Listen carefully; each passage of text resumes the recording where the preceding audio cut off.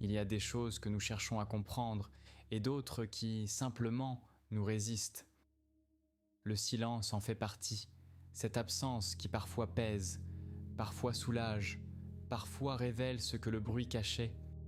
Vous l'avez peut-être ressenti, ce moment où tout s'apaise autour de vous, où les sons du monde se retirent doucement, laissant place à quelque chose d'indéfinissable, une présence sans forme, un espace qui n'était pas là auparavant. Dans ces instants, votre respiration semble plus audible, votre corps plus présent, vos pensées plus claires ou plus confuses selon les jours. Le silence n'est pas seulement l'absence de bruit, il est une expérience à part entière, une texture particulière de l'existence, un état qui modifie quelque chose en nous, sans que nous sachions toujours exactement quoi. Certaines nuits, quand la ville elle-même semble retenir son souffle, quand les voitures se font rares, quand les conversations se taisent, il reste cette présence silencieuse, ni vide ni pleine, simplement là.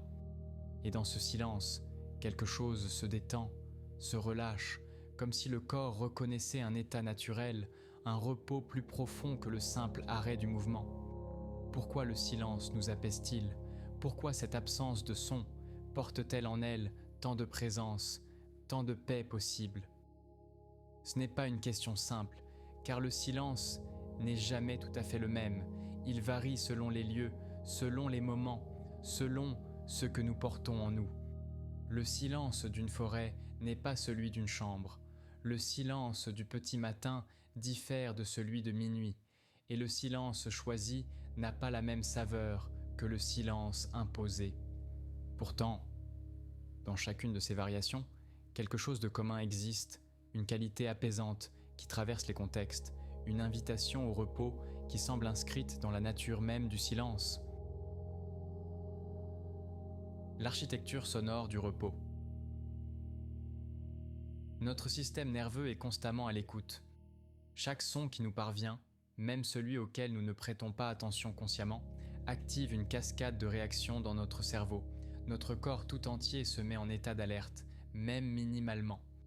Le cerveau humain traite en permanence l'environnement sonore, évaluant chaque bruit, chaque variation de volume, chaque changement de fréquence, pour déterminer s'il signale un danger, une opportunité ou simplement une information neutre. Cette vigilance est ancestrale, elle remonte aux origines de notre espèce, quand le bruissement dans les herbes pouvait signifier un prédateur, quand le cri d'un oiseau pouvait annoncer une menace proche. Dans notre monde moderne, cette vigilance n'a pas disparu. Le klaxon d'une voiture, la notification d'un téléphone, la voix soudaine dans la rue, chacun de ces sons déclenche une micro-réaction, une activation de l'amygdale, cette région du cerveau impliquée dans le traitement des émotions et des réponses de survie. L'amygdale ne fait pas de distinction entre une menace réelle et un simple bruit inattendu. Elle réagit, envoie des signaux au reste du corps, prépare une réponse. Le cortisol, l'hormone du stress, s'élève légèrement, le rythme cardiaque s'accélère de quelques battements, la tension musculaire augmente imperceptiblement. Ces réactions sont si rapides, si automatiques, que nous n'en avons généralement pas conscience. Pourtant, elles se produisent encore et encore tout au long de la journée. Des chercheurs de l'Organisation mondiale de la santé ont démontré que l'exposition chronique au bruit augmente significativement les niveaux de stress, même pendant le sommeil, même quand nous ne nous réveillons pas consciemment. Le cerveau continue de traiter les sons nocturnes, les avions qui passent, les voitures qui circulent, les voisins qui se déplacent, et à chaque son, une fragmentation légère du sommeil se produit, une altération de la qualité du repos. Le silence, par contraste, permet au système nerveux de se désactiver progressivement.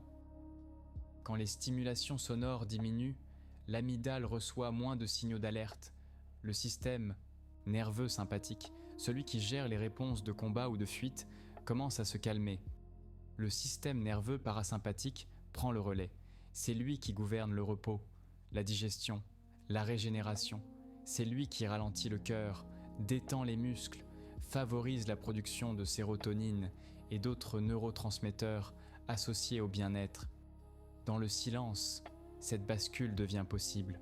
Le corps reconnaît qu'il peut baisser la garde, qu'il peut se permettre de relâcher la vigilance constante. La respiration se fait plus profonde, plus régulière. Les ondes cérébrales ralentissent, passant des ondes bêta rapides de la tension active aux ondes alpha plus douces de la relaxation éveillée. Une étude réalisée en 2006 par l'équipe du chercheur Luciano Bernardi a révélé quelque chose de fascinant. Des participants exposés à 2 minutes de silence complet montraient une diminution plus importante de leur fréquence cardiaque et de leur tension artérielle que ceux exposés à de la musique relaxante. Le silence, dans cette expérience, s'avérait plus apaisant que des stimulations délibérément conçues pour relaxer. Pourquoi ? Parce que même la musique douce demande au cerveau un certain travail de traitement, une attention minimale, une anticipation des notes suivantes, une réponse émotionnelle aux harmonies. Le silence, lui, ne demande rien. Il offre un espace où le cerveau peut simplement être, sans tâche, sans objectif, sans rien à analyser. Le paradoxe du silence absolu. Pourtant, le silence absolu n'est pas toujours apaisant. Il existe dans le monde un lieu où le silence est si complet qu'il en devient presque insupportable. C'est une chambre anéchoïque, une pièce spécialement conçue pour absorber toutes les ondes sonores où aucun son extérieur ne pénètre, où aucune réflexion acoustique ne se produit. La chambre anéchoïque des laboratoires Orfield du Minnesota détient le record du lieu le plus silencieux du monde, avec un niveau sonore mesuré à -9,4 décibels, un niveau inférieur au seuil de l'audition humaine. Dans ce silence absolu, quelque chose d'étrange se produit. Les visiteurs commencent à entendre leur propre corps, le battement de leur cœur devient audible, le souffle de leur respiration résonne, le sang qui circule dans leurs veines produit un murmure léger. Certains entendent leur estomac digérer, leurs articulations craquer doucement, les muscles se contracter. Et pour beaucoup, cette expérience devient rapidement inconfortable, voire dérangeante. Certains ne supportent pas plus de quelques minutes dans cette absence totale de son. Pourquoi le silence absolu peut-il être si difficile à vivre ?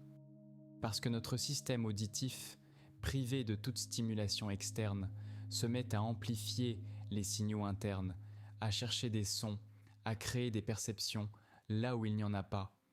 Le cerveau, habitué à un environnement sonore constant, réagit à l'absence totale de son comme à une anomalie.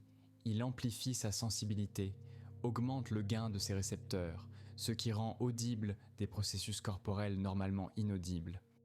Cette hypervigilance auditive, au lieu d'apaiser, peut créer une forme d'anxiété, une sensation d'isolement extrême, une perte de repères. Cela nous révèle quelque chose d'important.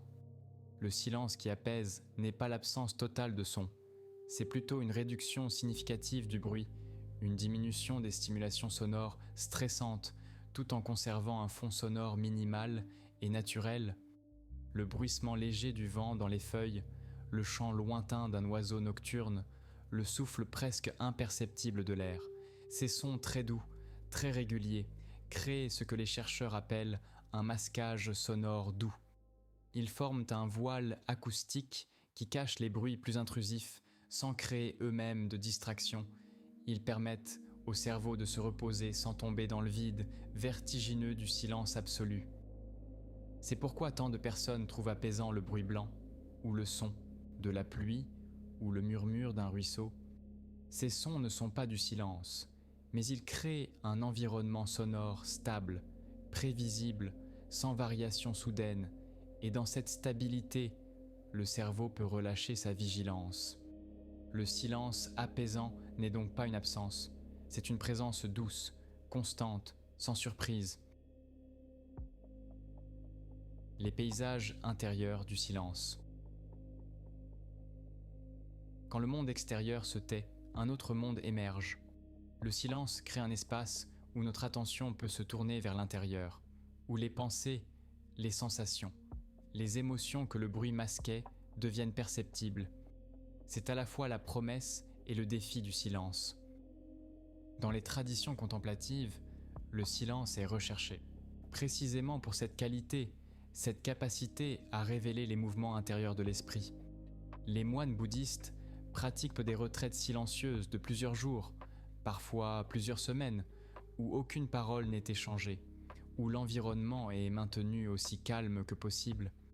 Dans ce silence prolongé, rapportent les méditants, les couches superficielles de l'esprit se déposent, les pensées répétitives s'espacent, une clarté différente apparaît. Les neuroscientifiques qui étudient la méditation ont observé des changements mesurables dans l'activité cérébrale des pratiquants réguliers. Une étude menée par l'équipe de Sarah Lazar à Harvard a montré que la méditation régulière, souvent pratiquée dans le silence, augmente l'épaisseur du cortex préfrontal, la région associée à l'attention, à la régulation émotionnelle, à la conscience de soi.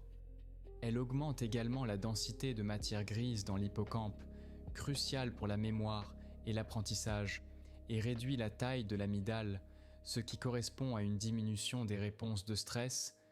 Le silence, dans ce contexte, devient un outil de transformation neurologique, un environnement qui favorise certaines formes de plasticité cérébrale. Mais il ne faut pas être moine pour bénéficier de ces effets. Des recherches plus récentes suggèrent que même de courtes périodes de silence quotidien, 15 à 20 minutes, peuvent avoir des effets mesurables sur le stress, l'humeur, la capacité de concentration. Une étude de 2013, publiée dans la revue Brain Structure and Function, a révélé quelque chose d'inattendu. L'exposition quotidienne au silence stimulait la neurogenèse dans l'hippocampe, autrement dit, la création de nouveaux neurones. Cette découverte était surprenante car la neurogenèse, chez l'adulte, longtemps considérée comme impossible, est maintenant reconnue mais reste rare, et le fait que le silence puisse la stimuler suggère un rôle profond du repos auditif dans la santé cérébrale. Le silence semble créer un espace où le cerveau peut se consacrer à des processus de maintenance, de réparation, de consolidation. Pendant les périodes d'activité intense, de stimulation constante, le cerveau est en mode traitement, analysant, répondant, s'adaptant. Mais dans le silence, il peut passer en mode par défaut, ce réseau neuronal qui s'active quand nous ne faisons rien de particulier, quand nous laissons notre esprit vagabonder. Le réseau du mode par défaut, longtemps considéré comme une simple activité de repos, est maintenant reconnu comme crucial pour la créativité, la mémoire autobiographique, la projection dans le futur, la compréhension de soi et des autres. C'est dans ce mode que les connexions inattendues se forment, que les insights émergent, que les expériences vécues s'intègrent dans notre récit personnel. Le silence, en réduisant les demandes d'attention externes, facilite l'activation de ce réseau. C'est pourquoi les meilleures idées viennent souvent sous la douche, ou pendant une promenade tranquille, ou juste avant de s'endormir, dans ces moments où le bruit du monde diminue et où l'esprit peut dériver librement. Le silence n'est pas seulement l'absence de distraction, c'est la présence d'une opportunité, celle de rencontrer nos propres pensées, nos propres rythmes intérieurs. Le silence comme respiration collective. Il y a quelque chose de particulier dans le silence partagé. Quand plusieurs personnes se taisent ensemble, une qualité différente émerge, plus profonde que la simple somme des silences individuels. Les Quakers, cette branche du christianisme née au XVIIe siècle, ont fait du silence collectif le cœur de leurs pratiques religieuses. Lors de leurs assemblées, les participants s'asseyent ensemble dans le silence, parfois pendant 1 heure entière, attendant qu'un message spirituel émerge, que quelqu'un se sente appelé à parler. Mais souvent, personne ne parle, et le silence lui-même devient la cérémonie, l'expérience partagée du recueillement. Les participants rapportent une sensation de communion profonde dans ces silences, un sentiment de connexion qui ne passe pas par les mots, une présence mutuelle qui se tisse dans le calme. Ce phénomène n'est pas purement spirituel, il a une base neurobiologique. Quand nous sommes en présence d'autres personnes, nos cerveaux ont tendance à se synchroniser. C'est ce qu'on appelle la résonance neuronale ou l'alignement interpersonnel. Des études utilisant l'hyperscanning, une technique qui permet d'enregistrer simultanément l'activité cérébrale de plusieurs personnes, ont montré que lors d'interactions sociales, certaines régions du cerveau commencent à osciller en phase. Cette synchronisation se produit particulièrement dans les régions liées à l'attention, à l'empathie, à la compréhension sociale. Dans le silence partagé, cette synchronisation peut s'approfondir, sans la nécessité de traiter le langage, de formuler des réponses, de maintenir le flux de la conversation. Le cerveau peut se concentrer sur la simple présence de l'autre, sur les signaux subtils, les micro-mouvements, les respirations. Il se crée une sorte de méditation collective où les rythmes individuels commencent à converger, où les respirations se synchronisent naturellement, où une harmonie s'installe sans effort. C'est peut-être pour cela que tant de traditions spirituelles, à travers les cultures et les époques, ont intégré des moments de silence collectif dans leurs rituels. Le silence, dans ce contexte, devient un langage en soi, un mode de communication qui transcende les mots, qui permet une forme de compréhension mutuelle plus directe, plus immédiate. Deux personnes assises côte à côte dans le silence, sans parler, sans besoin de parler, peuvent ressentir une proximité parfois plus grande que dans la conversation la plus animée, parce que le silence permet d'être présent sans rôle, sans performance, sans la nécessité de construire une image de soi à travers les mots. Dans le silence, nous pouvons simplement être et laisser l'autre être également. Les silences de la nature. La nature n'est jamais vraiment silencieuse. Même dans les forêts les plus profondes, même sur les sommets les plus isolés, des sons existent toujours, le vent, le craquement d'une branche, le cri lointain d'un rapace. Pourtant, nous parlons du silence de la nature et nous le ressentons comme profondément apaisant. Pourquoi les environnements naturels, même quand ils ne sont pas silencieux au sens strict, nous procurent-ils ce sentiment de calme, de repos ? Les chercheurs en psychologie environnementale ont identifié plusieurs facteurs. D'abord, les sons naturels ont tendance à être plus doux, plus réguliers, plus prévisibles que les sons urbains. Le chant d'un oiseau varie dans ses mélodies, mais il ne présente pas les variations soudaines de volume d'un klaxon ou d'une alarme. Le bruit d'un ruisseau est continu, mais non invasif. Le vent dans les arbres crée un murmure qui fluctue doucement, sans jamais devenir agressif. Ces caractéristiques acoustiques, selon les études, activent le système nerveux parasympathique, celui du repos et de la restauration. Une recherche menée en 2017 par l'équipe de Gul van Praag au Brighton and Sussex Medical School a mesuré l'activité cérébrale de participants écoutant des sons naturels versus des sons artificiels. Les résultats montraient que les sons naturels favorisaient un état mental orienté vers l'extérieur, une attention ouverte et détendue, tandis que les sons artificiels favorisaient un état de vigilance interne, associé au stress et à l'anxiété.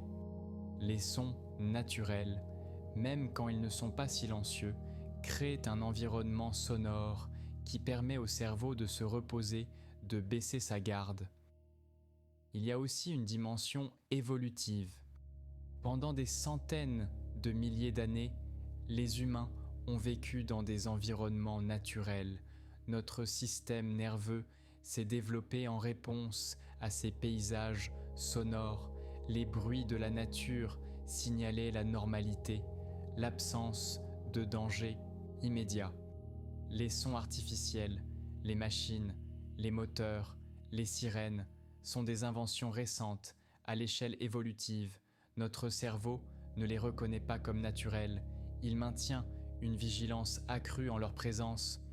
Retourner dans la nature, ou simplement écouter des sons naturels, réactivent peut-être des circuits neuronaux anciens, des modes de fonctionnement pour lesquels nous sommes profondément adaptés.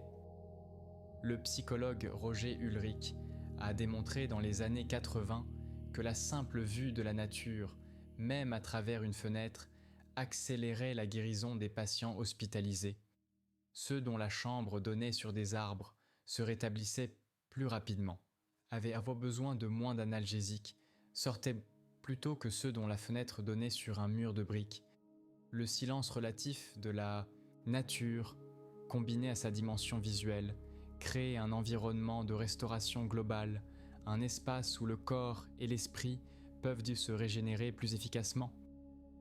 Dans les villes modernes, ce silence naturel devient de plus en plus rare. Le bruit ambiant augmente, les espaces verts diminuent, l'exposition constante aux sons artificiels crée une forme de fatigue auditive chronique. C'est peut-être pour cela que tant de personnes ressentent un soulagement immédiat quand elles quittent la ville pour quelques jours, quand elles se retrouvent dans des environnements où le silence naturel, ce silence bruissant de vie douce, peut à nouveau être perçu. Le corps reconnaît cet environnement, se souvient qu'il peut se détendre, que la vigilance constante n'est pas nécessaire. Le silence est le medul sommeil. Il existe un lien profond entre le silence et le sommeil. Pour s'endormir, le cerveau doit passer par une série de transitions, des ondes bêta de l'éveil aux ondes alpha de la relaxation, puis aux ondes θ du sommeil léger, et enfin aux ondes delta du sommeil profond. Chacune de ces transitions nécessite une diminution de l'activation du système nerveux, un relâchement progressif de la vigilance. Le bruit, même faible, peut interrompre ces transitions. Des études sur le sommeil ont montré que des sons aussi discrets que 30 décibels, l'équivalent d'un chuchotement, peuvent fragmenter le sommeil même sans provoquer de réveil conscient.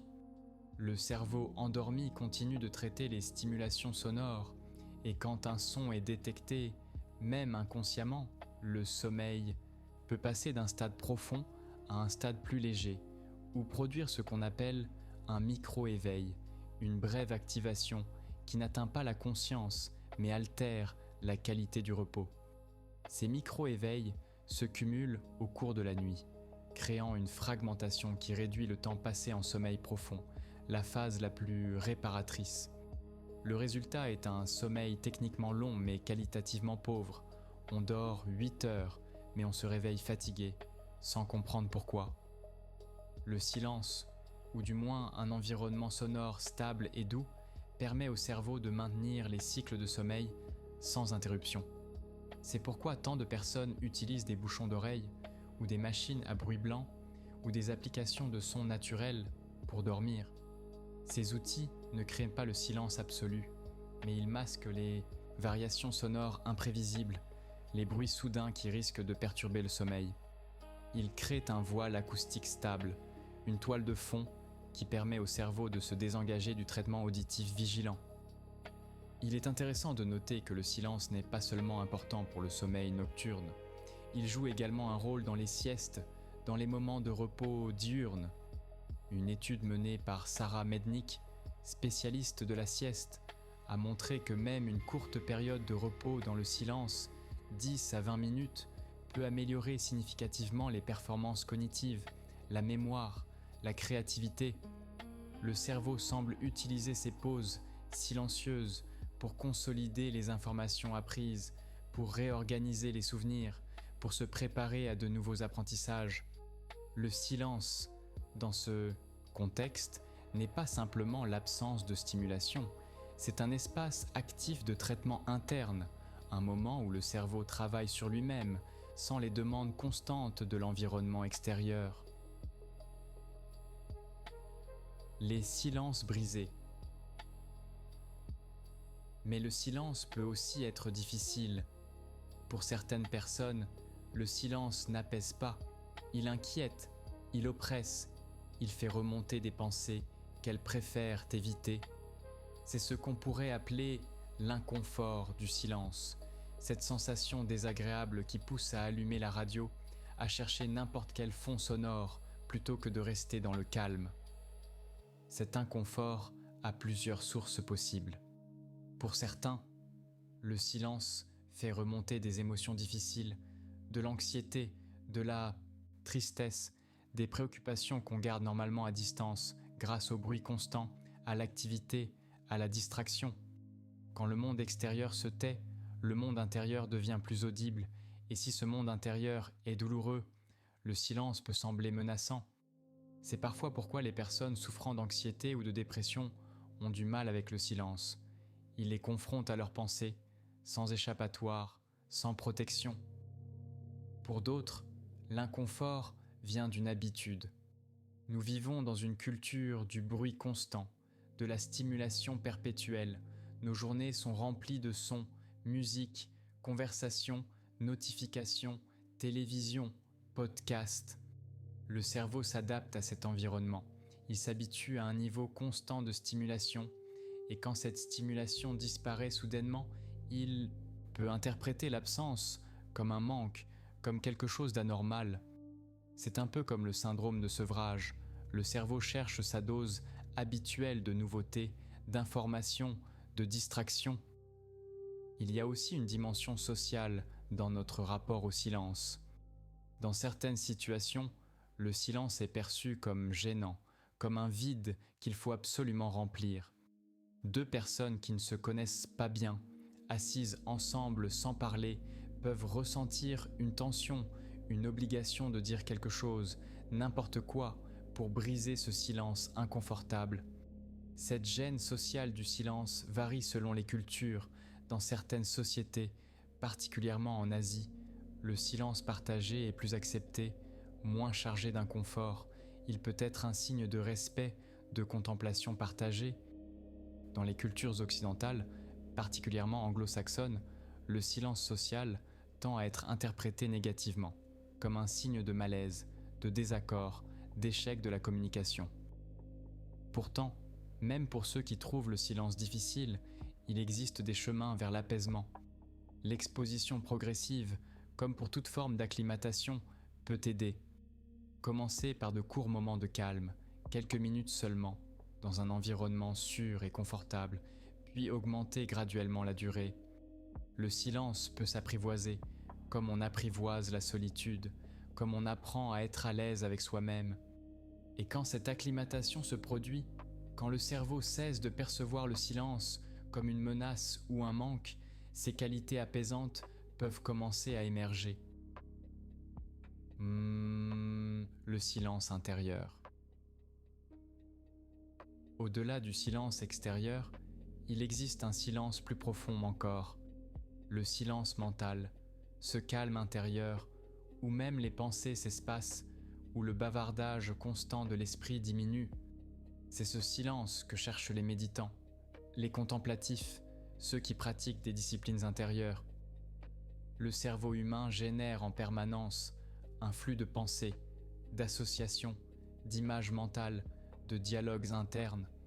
Cette activité mentale constante, que certains appellent le bavardage mental ou le mental discursif, est en partie responsable de notre capacité à planifier, à résoudre des problèmes, à nous projeter dans le futur, mais elle peut aussi devenir une source d'épuisement, particulièrement quand les pensées sont répétitives, anxieuses, autocritiques. Le silence mental, la capacité à apaiser ce flux, offre un repos d'une qualité différente. Les traditions méditatives ont développé diverses techniques pour cultiver ce silence intérieur. La méditation de pleine conscience invite à observer les pensées sans s'y attacher, à les laisser passer comme des nuages dans le ciel de l'esprit. La méditation transcendantale utilise un mantra, un son répété mentalement qui occupe l'esprit et crée un espace de calme. Le zazen, la méditation assise du bouddhisme zen, cultive un état de présence sans objet, une attention ouverte où les pensées émergent et se dissolvent naturellement. Chacune de ces approches, malgré leurs différences, vise le même état, un silence mental où la conscience reste éveillée mais tranquille. Les neurosciences de la méditation ont commencé à cartographier ce qui se passe dans le cerveau lors de ces états. Une région particulièrement importante est le cortex cingulaire postérieur, une partie du réseau du mode par défaut impliquée dans les pensées autoréférentielles, ce flux constant de moi, je, mon. Chez les méditants expérimentés, l'activité de cette région diminue pendant la méditation, corrélant avec des rapports subjectifs de silence mental, de diminution du dialogue interne. Il semble que la pratique régulière permet de moduler volontairement cette activité, de créer des pauses dans le bavardage mental. Ce silence intérieur a des effets qui vont au-delà du simple repos. Les méditants rapportent des expériences de clarté mentale accrue, de créativité, d'insight soudain, comme si le silence permettait à des aspects plus profonds de l'esprit d'émerger. Certains décrivent des états de paix profonde, de bien-être sans cause, une forme de contentement qui ne dépend pas des circonstances extérieures. D'autres évoquent un sentiment d'unité, de connexion, comme si les frontières habituelles du moi devenaient plus poreuses dans le silence. Ces expériences, bien que difficiles à quantifier, semblent avoir des corrélats neurobiologiques réels. Des études ont montré que la méditation régulière augmente les niveaux de GABA, un neurotransmetteur inhibiteur qui calme l'activité neuronale excessive, réduit l'inflammation dans le cerveau, améliore la régulation émotionnelle. Le silence intérieur, comme le silence extérieur, n'est pas seulement l'absence de quelque chose, c'est la présence d'un état particulier, un mode de fonctionnement du cerveau qui favorise le repos, la régénération, l'intégration. Retrouvez le silence. Dans notre monde moderne, le silence devient une ressource rare. Les villes grandissent, le trafic augmente, les appareils se multiplient, chacun ajoutant sa contribution au paysage sonore. Selon l'Organisation mondiale de la santé, plus de 100 millions d'Européens sont exposés quotidiennement à des niveaux de bruit nocifs pour la santé, et ce chiffre continue d'augmenter.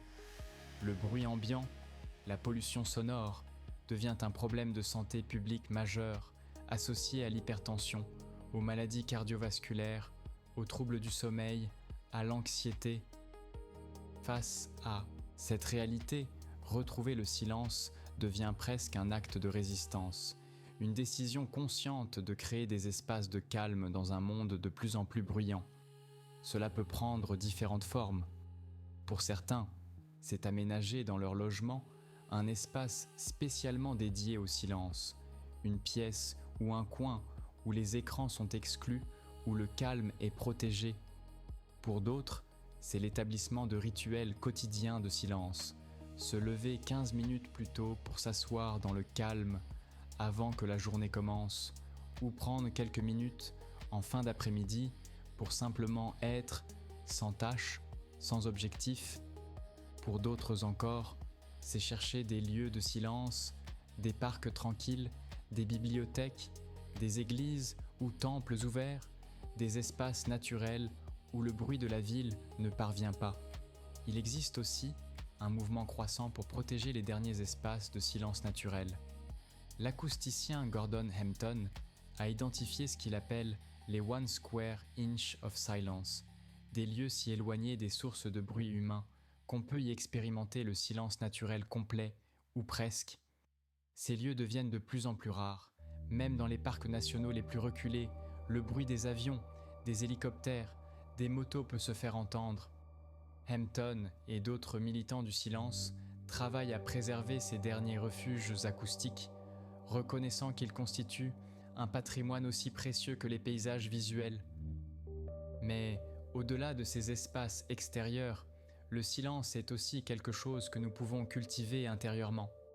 La pratique régulière de moments de calme, même courts, semble entraîner le cerveau à mieux gérer le bruit ambiant, à créer des poches de silence mental, même dans des environnements bruyants.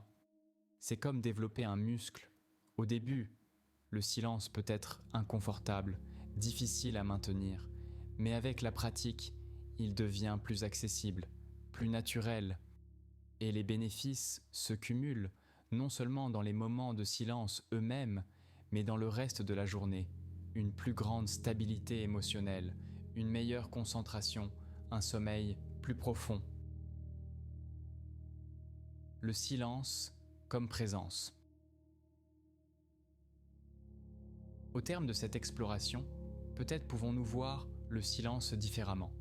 Non pas comme un vide, non pas comme une absence, mais comme une présence à part entière. Le silence est l'espace où le corps peut se relâcher, où le système nerveux peut passer du mode alerte au mode repos, où les tensions accumulées peuvent se dissoudre. C'est l'environnement où le cerveau peut effectuer ses processus de maintenance, créer de nouveaux neurones, consolider les mémoires, établir des connexions inattendues. C'est le terrain où l'attention peut se tourner vers l'intérieur, où les pensées peuvent se passer, où une clarté différente peut émerger.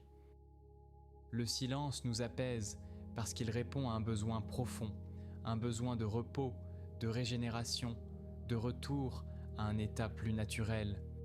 Notre système nerveux n'a pas évolué pour la stimulation constante, pour le bruit perpétuel, pour l'alerte continue. Il a évolué dans des environnements où le silence relatif était la norme, où les sons naturels créaient un fond stable, où les périodes de calme alternaient avec les périodes d'activité. Quand nous retrouvons le silence, nous retrouvons peut-être quelque chose d'ancestral, un mode d'être pour lequel nous sommes profondément adaptés. Et dans ce silence, quelque chose de précieux peut se révéler. La conscience simple d'être vivant, d'être présent, sans besoin de faire, sans besoin de devenir. Une paix qui ne dépend pas des circonstances, qui existe simplement dans l'espace, entre les sons, entre les pensées. Le silence nous apaise parce qu'il nous ramène à l'essentiel, à la présence nue de la conscience, à la respiration qui continue, au cœur qui bat, à la vie qui se déploie dans sa simplicité fondamentale. Mais ici, il y a une telle résonance du silence. Il existe dans le silence des qualités que nous ne percevons qu'en y prêtant attention, des textures, des profondeurs, des variations subtiles qui échappent à la conscience ordinaire. Le silence du petit matin, quand le monde hésite encore entre la nuit et le jour, porte une qualité particulière, une fraîcheur, une promesse. C'est un silence encore habité par les rêves, où la frontière entre le sommeil et l'éveil reste floue, où la conscience émerge lentement sans avoir encore assumé le poids de la journée.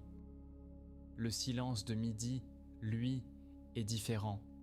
Dans les pays méditerranéens, on connaît bien ce silence de la sieste, quand la chaleur devient trop intense, quand tout s'arrête, quand même les oiseaux se taisent. C'est un silence lourd, saturé de lumière, un silence qui semble vibrer sous le soleil, comme si l'air lui-même retenait son souffle. Les Espagnols parlent de la hora muerta, l'heure morte, ces moments de l'après-midi où le temps semble suspendu, où le monde entre en pause. Le silence du crépuscule porte encore une autre saveur. C'est l'heure entre chien et loup, comme disent les Français, ce moment de transition où les formes deviennent incertaines, où le familier prend des allures étranges. Le silence du crépuscule est un silence de passage, ni jour, ni nuit, un seuil, un espace liminal où les certitudes s'estompent. Beaucoup trouvent ce silence mélancolique teinté d'une nostalgie diffuse, comme si quelque chose de précieux s'en allait avec la lumière. Et puis, il y a le silence de minuit, le silence le plus profond de la nuit, quand même les noctambules dorment, quand les rues sont désertes, quand seuls quelques veilleurs restent éveillés. Ce silence nocturne a inspiré tant de poètes, de musiciens, de mystiques. Jean de la Croix, le mystique espagnol du XVIe siècle, écrivait sur la musica callada, la musique silencieuse, cette harmonie qu'on perçoit dans le silence profond de la nuit. Il décrivait comment, dans le silence, on pouvait entendre ce qui ne fait pas de son, percevoir ce qui ne peut être dit. Ces différentes qualités de silence nous rappellent que le calme n'est pas monolithique. Il se décline en nuances infinies, chacune avec sa propre atmosphère, son propre effet sur l'esprit. Et peut-être que cette variété est elle-même apaisante. Elle nous invite à affiner notre attention, à remarquer les subtilités que l'agitation quotidienne masque. Le silence des espaces. L'architecture aussi façonne le silence. Certains espaces semblent naturellement propices au calme, d'autres résistent au silence, le fragmentent, le perturbent. Les grandes cathédrales gothiques, avec leurs voûtes immenses, leurs murs épais, leurs vitraux colorés, créent un silence particulier. Ce n'est pas un silence vide, c'est un silence habité par la résonance. Quand on parle ou qu'on marche dans une cathédrale, le son se prolonge, s'étire, se diffuse dans l'espace vaste, puis s'éteint lentement. Cette acoustique particulière, les bâtisseurs du Moyen-Âge l'ont cultivée intentionnellement. Ils voulaient créer un espace où le chant grégorien résonne longuement, où chaque note se mêle à la précédente dans une harmonie continue.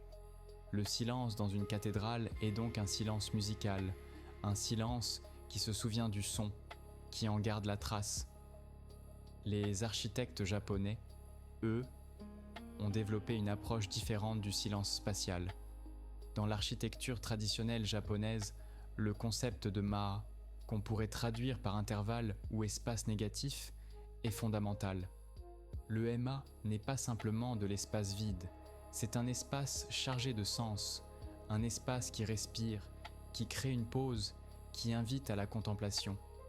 Une pièce traditionnelle japonaise, avec ses murs de papier, ses tatamis, son absence de meubles superflus, cultive le ma, crée des espaces où le silence peut s'installer naturellement. L'architecte suisse Peter Zumthor, dans ses créations contemporaines, cherche aussi à créer des espaces de silence. Sa chapelle de Brüder-Klaus, en Allemagne, est un exemple remarquable. Une tour de béton étroite et haute, presque sans fenêtre, où la lumière descend du sommet comme une présence silencieuse. Zumthor dit chercher à créer ce qu'il appelle une atmosphère, quelque chose qui se ressent plus qu'il ne se voit, et le silence fait partie intégrante de cette atmosphère. Dans ces bâtiments, les matériaux absorbent le son, les proportions invitent au calme, l'échelle humaine est respectée, rien ne crie, rien ne distrait.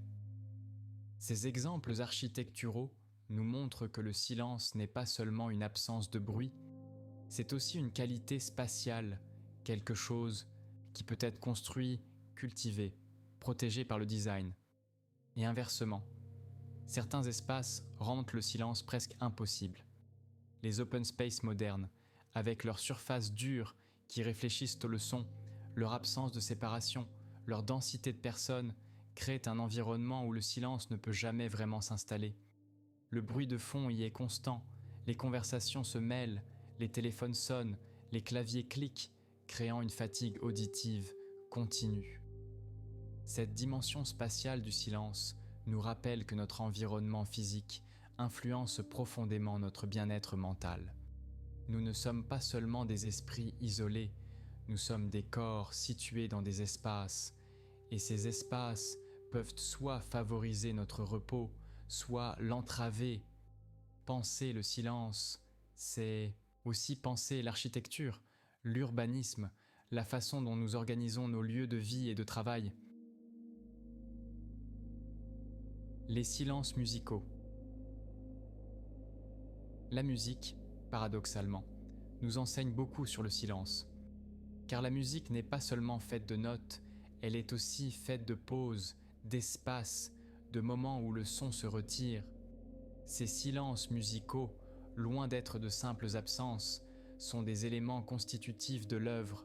Ils donnent forme à la mélodie, créent le rythme, permettent à l'écoute de respirer. Le compositeur Claude Debussy disait que la musique est l'espace entre les notes.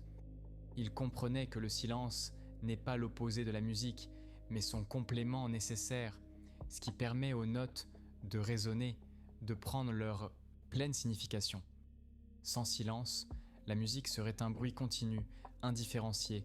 C'est la pause qui crée le sens, qui permet à l'auditeur de digérer ce qu'il vient d'entendre, de se préparer à ce qui vient.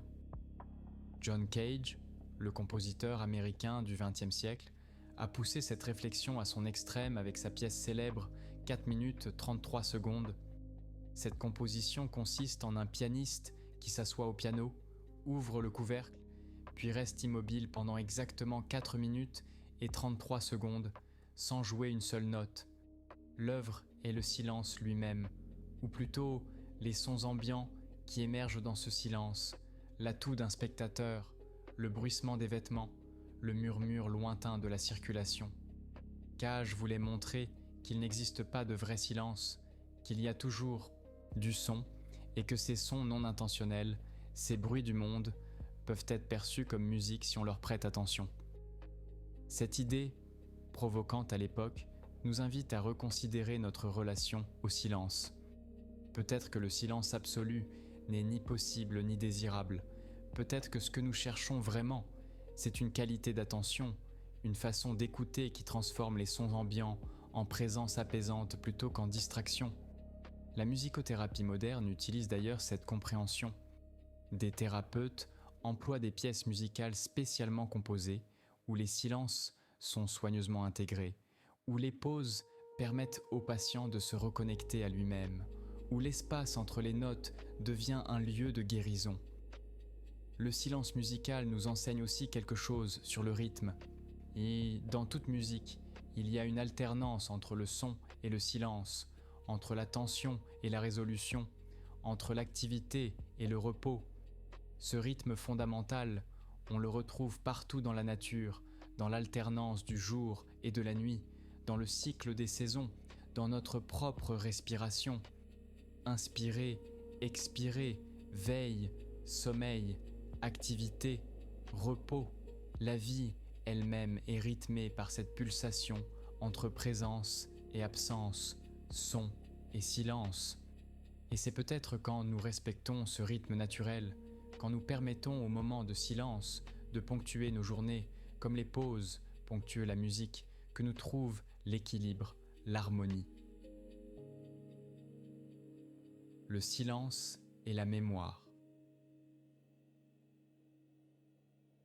Il existe un lien profond entre le silence et la mémoire. Pour que les souvenirs se forment, pour qu'ils se consolident, le cerveau a besoin de moments de calme, d'espace où l'information peut être traitée, organisée, stockée. C'est pendant le sommeil, dans le silence de la nuit, que se produit une grande partie de cette consolidation mémorielle. Les neuroscientifiques ont découvert que pendant le sommeil profond, le cerveau rejoue les expériences de la journée. L'hippocampe, cette structure cruciale pour la mémoire, communique avec le cortex, transférant les souvenirs de la mémoire à court terme vers le stockage à long terme.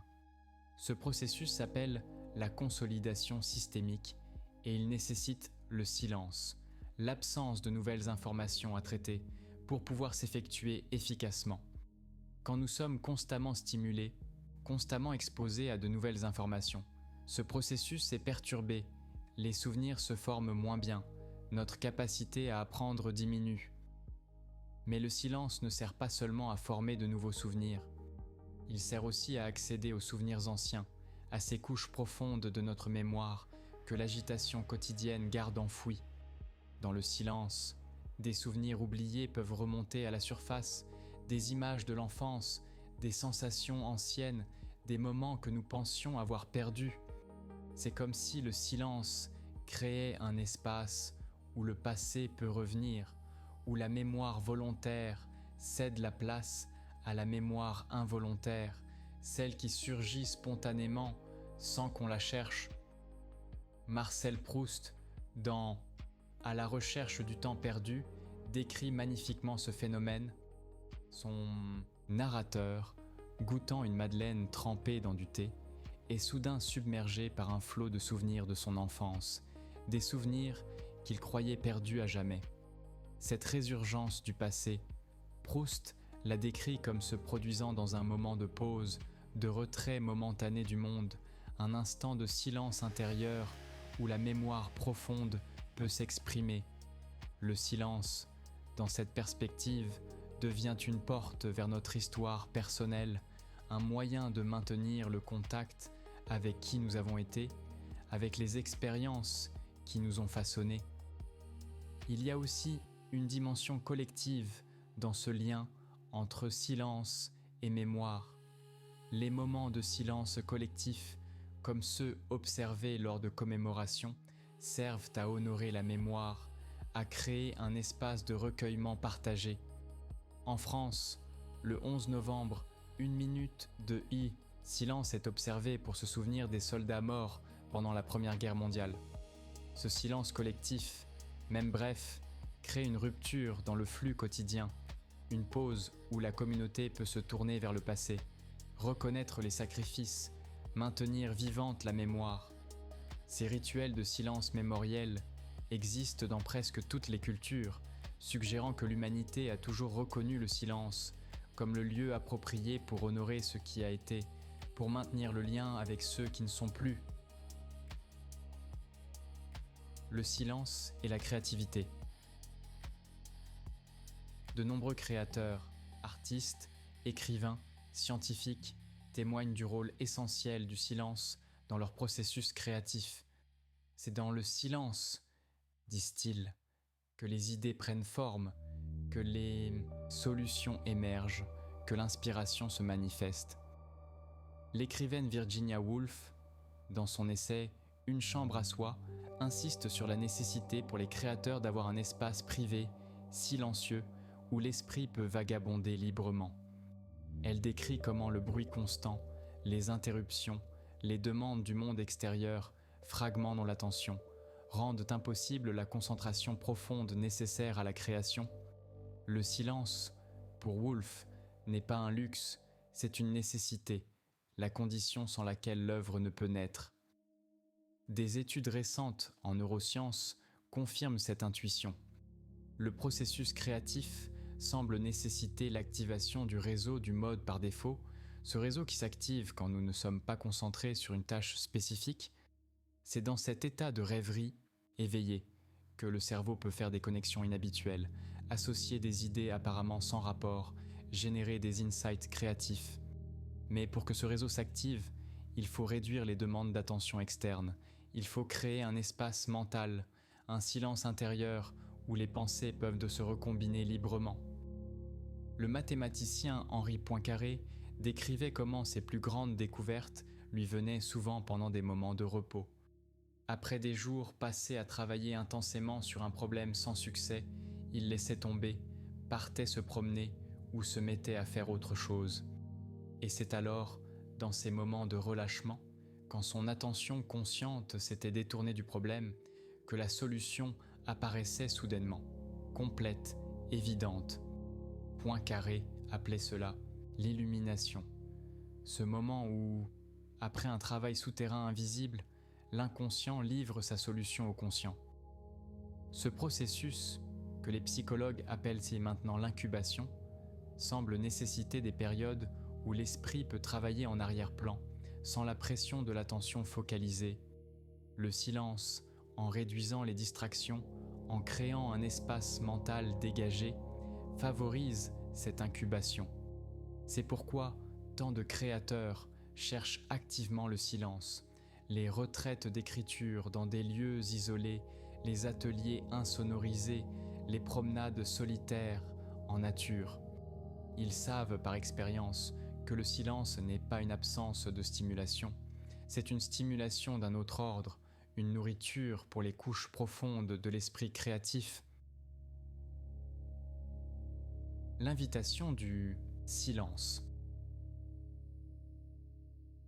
Nous voici au terme de ce voyage dans les profondeurs du silence. Nous avons exploré comment le silence apaise notre système nerveux, permet la consolidation de la mémoire, favorise la créativité, nourrit notre vie intérieure. Nous avons vu que le silence n'est pas uniforme, qu'il existe des silences différents selon les moments, les lieux, les contextes. Nous avons compris que le silence absolu n'est ni possible ni nécessairement désirable, que ce qui nous apaise, c'est plutôt une réduction des stimulations stressantes, un environnement sonore, stable et doux. Mais au-delà de toutes ces explications, de toutes ces études, de tous ces mécanismes neurobiologiques, le silence reste fondamentalement une expérience, quelque chose qui ne peut être pleinement compris par l'intellect seul, qui doit être vécu, ressenti, accueilli.